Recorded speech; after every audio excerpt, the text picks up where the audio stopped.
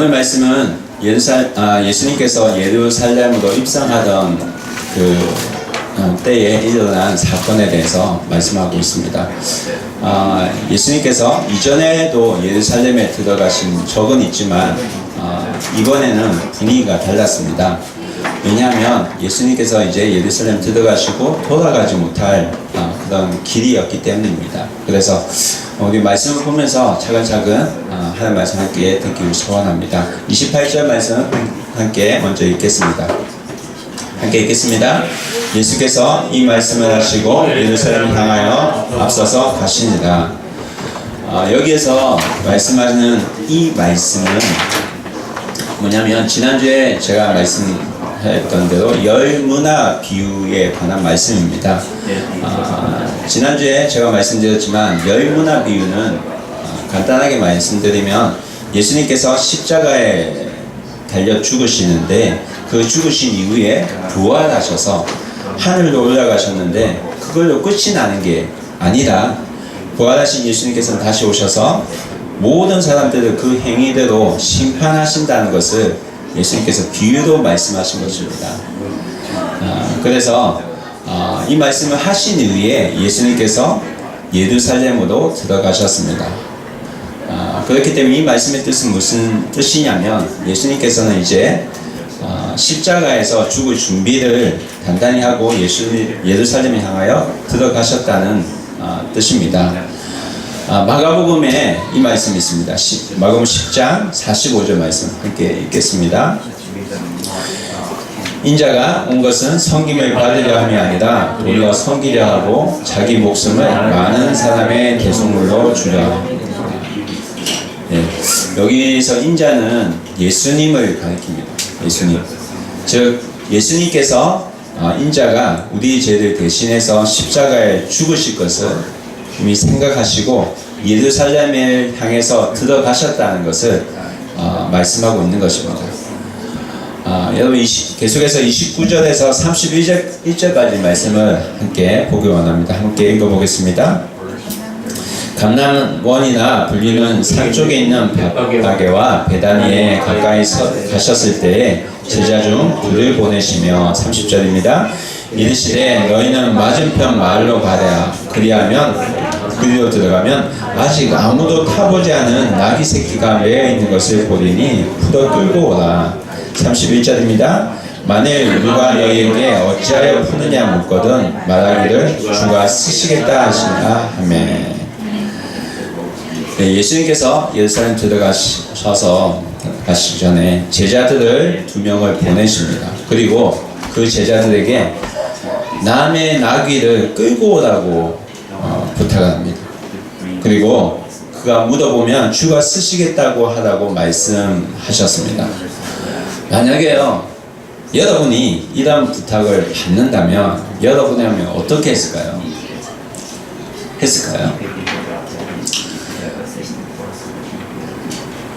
어디 가서 남의 양을 끄고 남의 것을 가지고 오래요.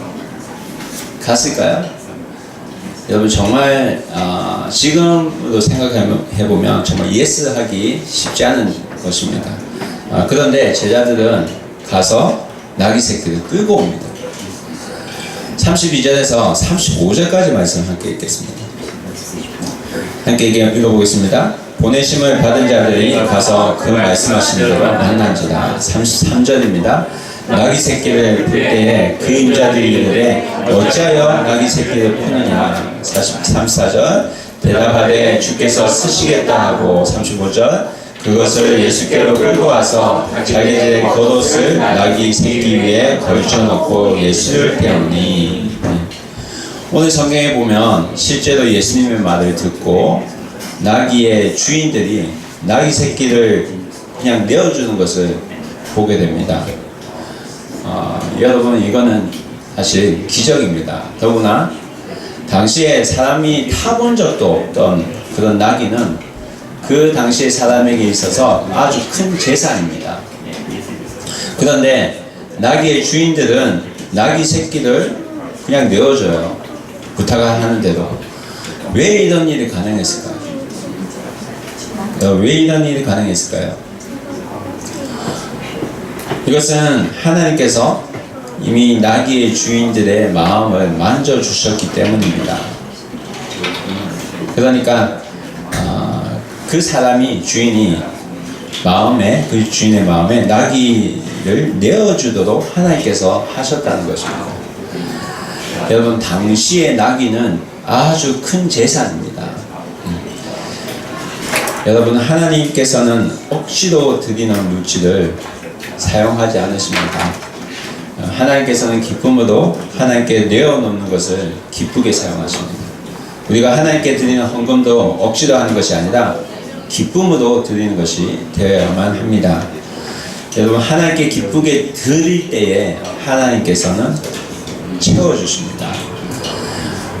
여러분, 우리가 하나님 일을 할 때도 돈이 없어서 못할 것 같은 때가 있습니다. 그렇지만 예수님 말씀에 순종하는 자에게는 하나님께서는 반드시 나귀를 준비해 주십니다. 예수님의 말씀에 순종하는 제자에게 하나님께서는 나귀를 준비시켜 주셨습니다. 여러분, 말씀에 순종하면 하나님께서 채워주십니다. 믿으십니까? 여러분, 예수님은 말씀으로 오신 분이에요. 지금 우리 눈에는 예수님 보이지 않지만 예수님은 말씀으로 우리에게 오신 분입니다. 그래서 성경에 기록된 말씀에 순종하는 자에게 하나님께서는 오늘도 여전히 채워주십니다. 여러분, 이 부분에 대해서 이해되지 않는 분을 위해서 잠시 설명하겠습니다. 여러분, 요한복음에 하나님에 대해서 설명하고 있는 부분이 있습니다. 요한복음 1장 1절 말씀 함께 읽어보겠습니다. 태초에 말씀이 계시니라. 이 말씀이 하나님과 함께 계셨으니 이 말씀은 곧 하나님이시라. 예. 우리 하나님께서는 태초에 계셨습니다. 네, 태초에 하나님께서 무엇을 하셨을까요? 이 세상을 창조하셨습니다. 이 세상을 제일 처음 창조하신 그날에 창조주 하나님과 함께 계신 분이 있습니다. 그분이 누구라고 합니까? 말씀이라고 해요. 그래서 여러분, 말씀은 하나님이십니다. 근데 이 말씀이신 하나님이 이 땅에 오십니다. 요한복음 1장 14절 말씀 함께 읽겠습니다. 말씀이 육신이 되어 우리 가운데 거하시매 우리가 그 영광을 보니 아버지 독생자의 영광이요 은혜와 진리가 충만하더라. 여러분, 말씀이 육신이 되어서 오신 분이 예수님입니다. 그래서 예수님은 하나님이시고 또 예수님의 말씀은 곧 하나님이십니다. 그래서 우리가 예수님을 받아들이면, 내 마음에 영접하면, 성경 말씀 믿고 예수님을 받아들이면 하나님께서는 우리에게 큰 약속을 주셨어요. 어떤 약속을 주셨냐면 하나님께서 내가 너를 자녀로 삼아 주시겠다, 그런 약속을 하셨습니다. 그래서 요한복음 1장 12절에 이렇게 말씀합니다. 함께 읽어보겠습니다. 영접하는 자, 곧 그 이름을 믿는 자들에게는 하나님의 자녀가 되는 권세를 주셨으니. 여러분, 예수님 믿으면요, 우리는 하나님의 자녀가 됩니다. 자녀들이 부모님 말씀을 순종하면 부모님들은 자녀가 너무 예뻐 보입니다. 그래서 자녀들에게 좋은 것을 줍니다. 그렇지 않나요? 동일하게 하나님 말씀에 순종하는 자녀에게는 하나님께서는 귀한 것을 주십니다. 하나님께서는 나귀를 주십니다. 여러분, 우리는 나귀를 주시면 내가 어떻게 하겠습니다 라는 기도를 잘 드립니다. 나귀를 주시면, 물질을 주시면 제가 순종하겠습니다, 이런 기도를 잘 합니다. 그렇지만 하나님께서는 순종하면 내가 나귀를 주시겠다고 하십니다. 여러분, 우리는 살아갈 길이, 앞의 길이 보이지 않기 때문에 하나님 미리 다 준비해 주셔서 나에게 보여주시면 내가 순종하기 쉽겠습니다 라고 마음을 가지고 기도하는데, 주님께서는 말씀에 순종하는 자에게 내가 길을 내어주겠다, 말씀에 순종하는 자에게 내가 물질을 주겠다 라고 말씀하십니다. 그렇기 때문에 여러분, 우리가 하나님 말씀 따라갈 때는 너무 계산적으로 움직이면 안 됩니다. 계산적으로 움직이지 마시기 바랍니다. 하나님 말씀을 따라갈 때 창조주 하나님께서는 모든 것을 준비해 놓으십니다. 하나님의 말씀에 순종하고 내가 선포하면 길이 열린다는 사실 믿으시기 바랍니다. 여러분, 기도는 믿음으로 하는 것이고 머리로 하는 것이 아닙니다. 계산하고 하는 것이 아닙니다. 믿음의 사람과 계산하는 사람의 차이가 여기에 나타납니다. 여러분, 말씀에 순종하여 믿음의 기도를 하는 사람에게는 하나님의 기적이 임할 줄로 믿습니다. 여러분, 예수님이 예루살렘에 들어가십니다. 그런데 예수님이 뭐를 타고 들어가셨죠? 나귀 새끼를 타고 들어가셨어요. 왜 하필이면 예수님께서 나귀 새끼를 타고 들어가셨을까요? 그 이유는 구약에 기록되어 있던 하나님의 약속된 그 예언의 말씀을 이루기 위해서 그렇게 하신 것입니다. 구약 성경의 스가랴 9장 9절에 이런 말씀이 있습니다. 함께 읽어보겠습니다. 시온에 따라 크게 기뻐할지어다. 예루살렘에 따라 즐거이 부를지어다. 보라, 내 왕이 내게 임하시느니 그는 공의로우시며 구원을 베푸시며 겸손하여서 나귀를 타시나니 나귀의 작은 것 곧 나귀 새끼니라. 아멘. 여러분, 이 스가랴 선지자는요, 다리오 왕이 있었을 때에 사역한 예언자입니다. 선지자입니다. 이 다리오 왕은 여러분 알기 쉽게 말하면 페르시아 왕입니다. 페르시아 왕이었고 바벨론을 멸망시켰던 그 페르시아 왕입니다. 이 왕이 있었을 때 사역한 선지자가 스가랴 선지자입니다. 근데 이때는 예수님이 이 땅에 태어날 시기 500년 전입니다. 예수님이 태어나기 500년 전에 하나님께서는 이미 예수님께서 500년 후에 이 땅에 오셔서 예루살렘에 나귀를 타고 들어가실 것을 미리 아시고 예언하셨다는 겁니다. 그래서 이건 뭐냐면 예수님의 모든 행동은, 예수님이 하신 모든 행동은 하나님의 계획이 완성되어 가는 과정이라는 것입니다. 물론 이 당시에 나귀를 끌고 왔던 그 제자들은 예수님께서 왜 그렇게 우리에게 부탁하고 그렇게 하셨는지에 대해서 전혀 몰랐지만, 알고 보면 하나님께서 이미 계획하시고 준비하신 것을 성취되어져 가는 과정이라는 것을 오늘 말씀을 통해서 볼 수 있습니다.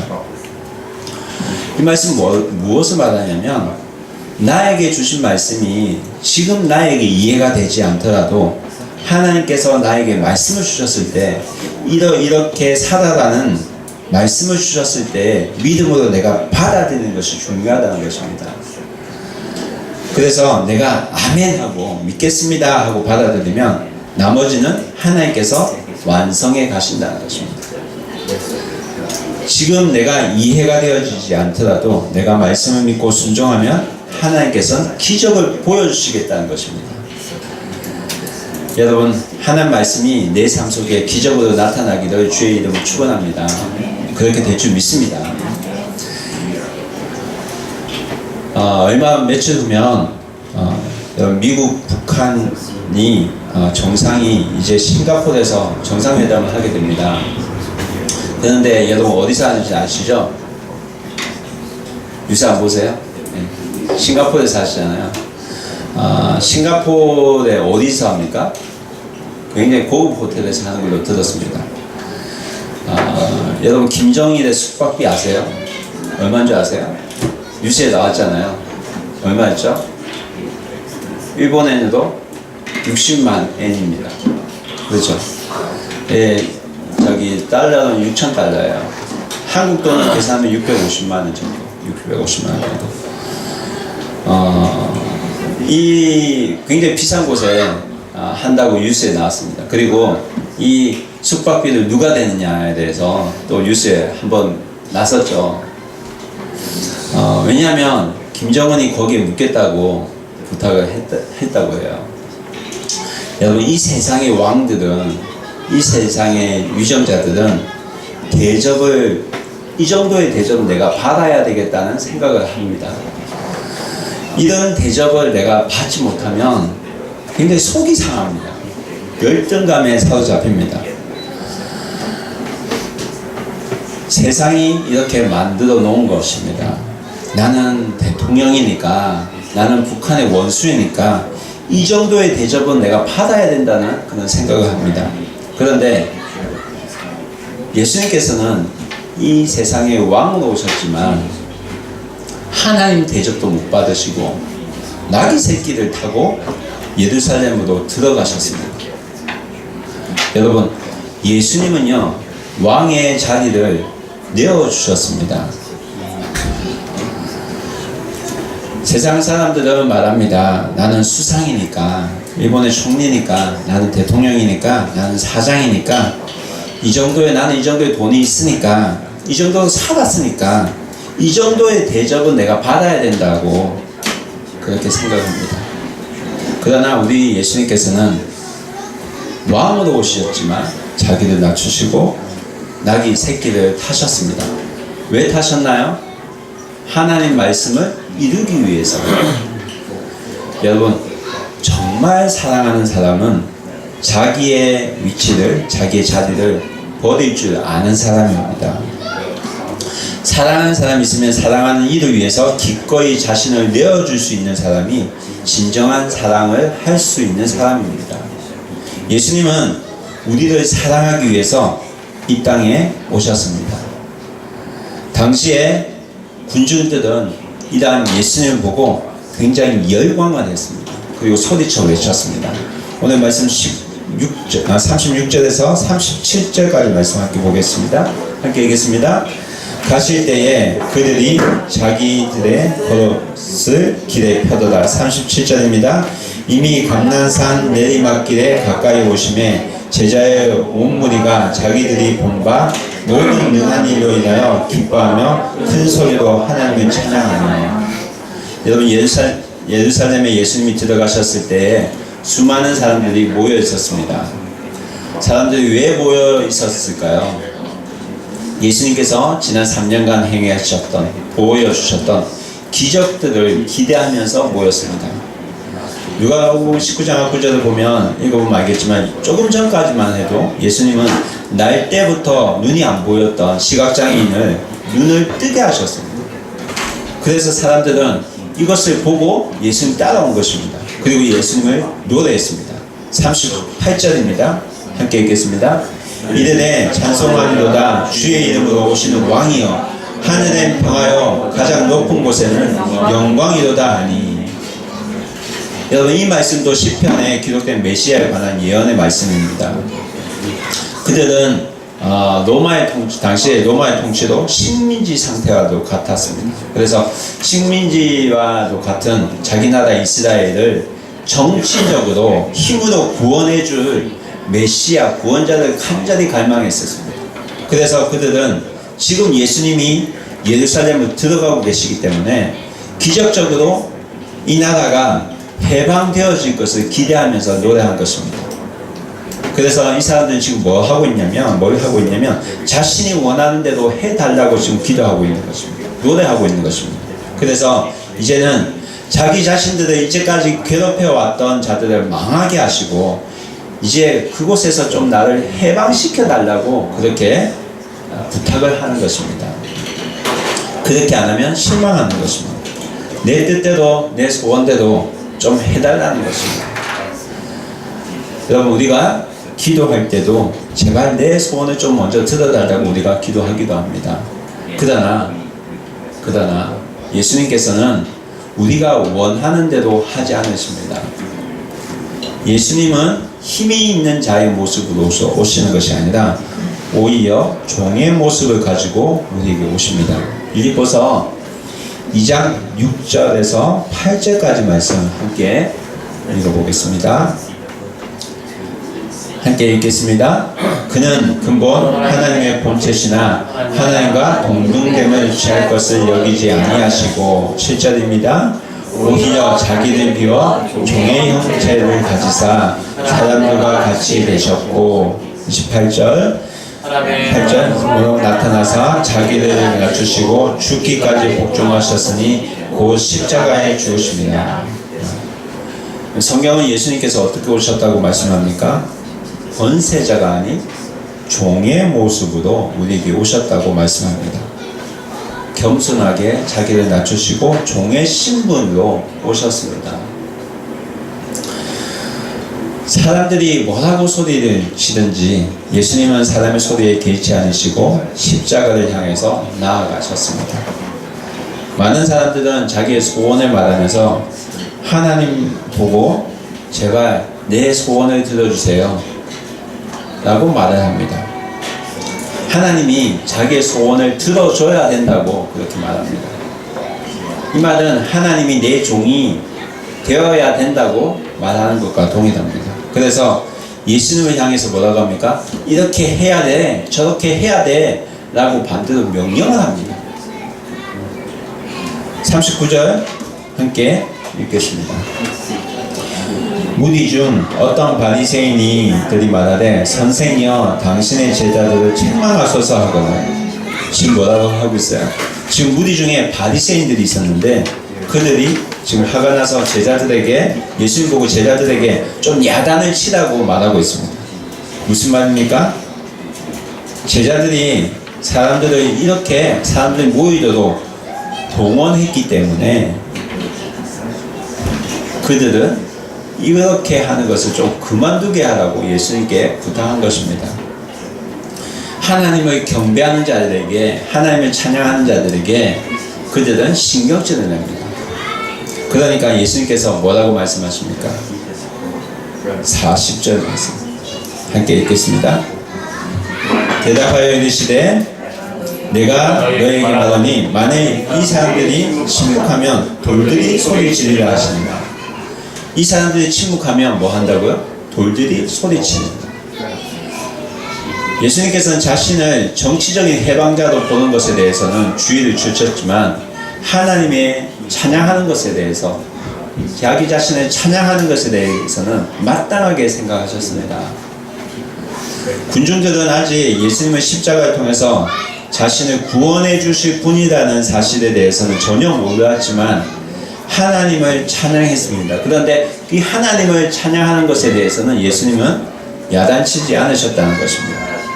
그래서 예수님께서 이들을 보시고 어떻게 하셨는가 하면 41절 말씀 함께 읽겠습니다. 가까이 오사 성을 보시고 우시며. 41절을 보면 예수님께서는 뭐 하셨다고요? 우셨다고 합니다. 눈물을 흘리셨다고 합니다. 여러분, 예수님은 우리를 보시고 안타까운 마음에 우셨습니다. 왜 우셨을까요? 우리가 보지 못하고 우리가 깨닫지 못하는 것을 보시기 때문입니다. 42절에서 44절까지 말씀 함께 읽겠습니다. 함께 읽겠습니다.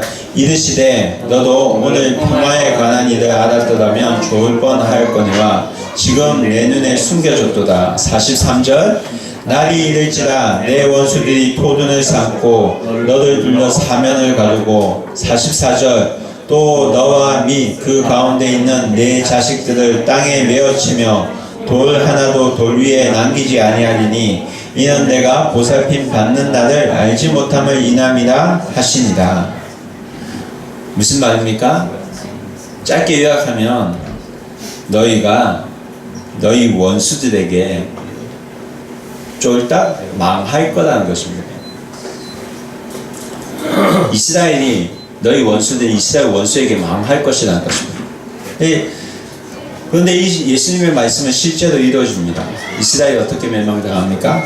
로마에 의해서 멸망당합니다. 왜 망합니까? 오늘 말씀에 보면 하나님께서 보살피는 날, 하나님께서 찾아오시는 날을 깨닫지 못했기 때문이라고 합니다. 왜냐하면 하나님께서 나에게 찾아오시는데 그것을 깨닫지 못했기 때문이라고 말씀합니다.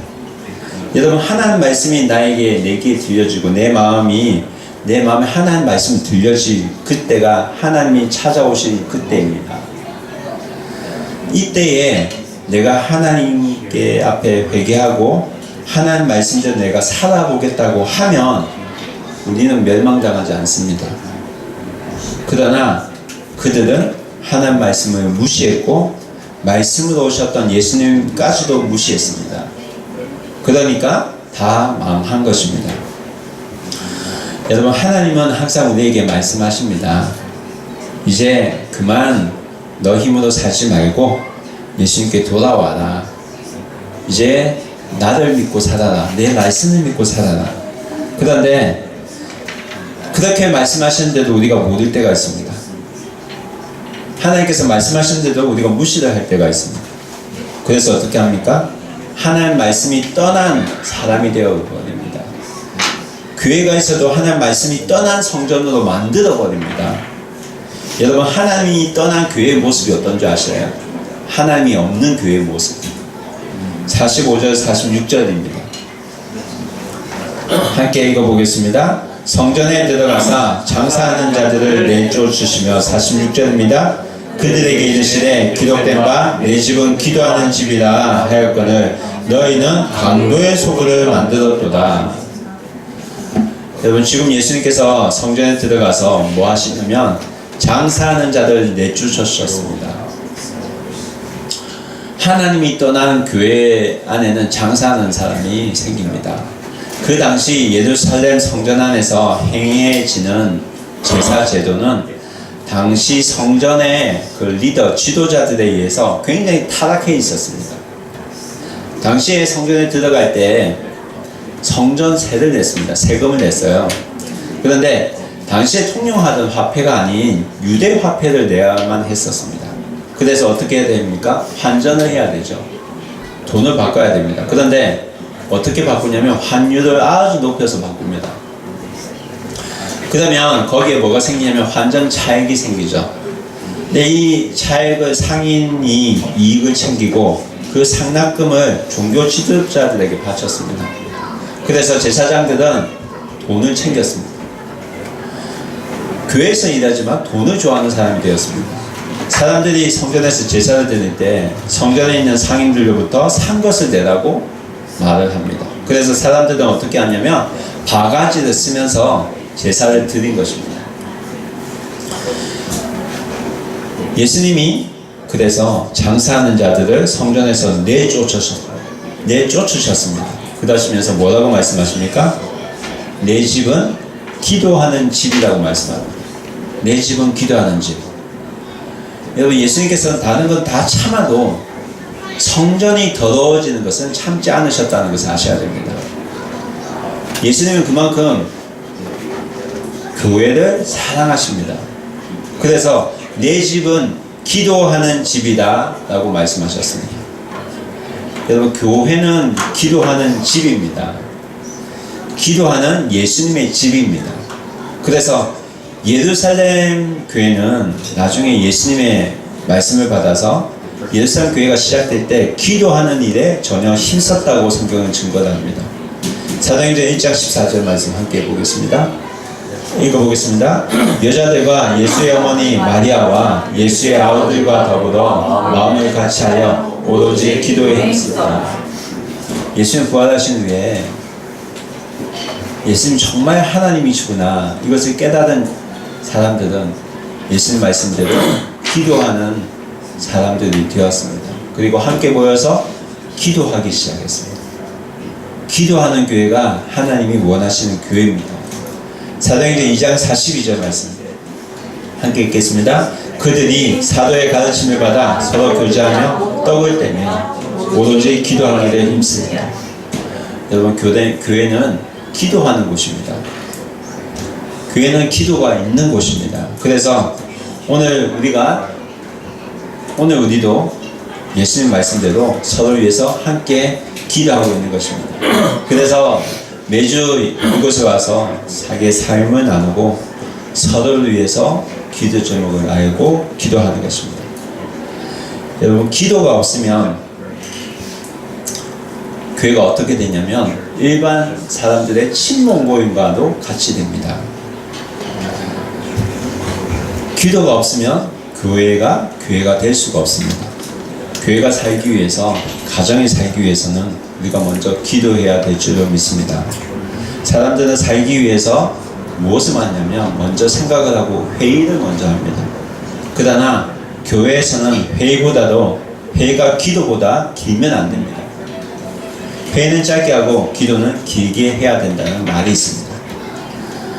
여러분, 하나님의 교회에 기도하지 않으면 임재가 없습니다. 그래서 하나님이 임재가 없으면 하나님이 함께 하지 않으면 교회도 끝입니다. 47절 말씀 함께 보겠습니다. 예수께서 날마다 성전에서 가르치시니 대제사장들과 서기관들과 백성의 지도자들이 그를 죽이려고 꾀하되, 예수님께서 성전에서 하신 것이 또 한 가지 있습니다. 그것이 뭐냐면 하나님의 말씀을 가르치신 것입니다. 예수님께서는 날마다 성전에서 가르쳤다고 하십니다. 무엇을 가르쳤어요? 하나님의 말씀을 가르쳤습니다. 성경 말씀을 가르쳤습니다. 그래서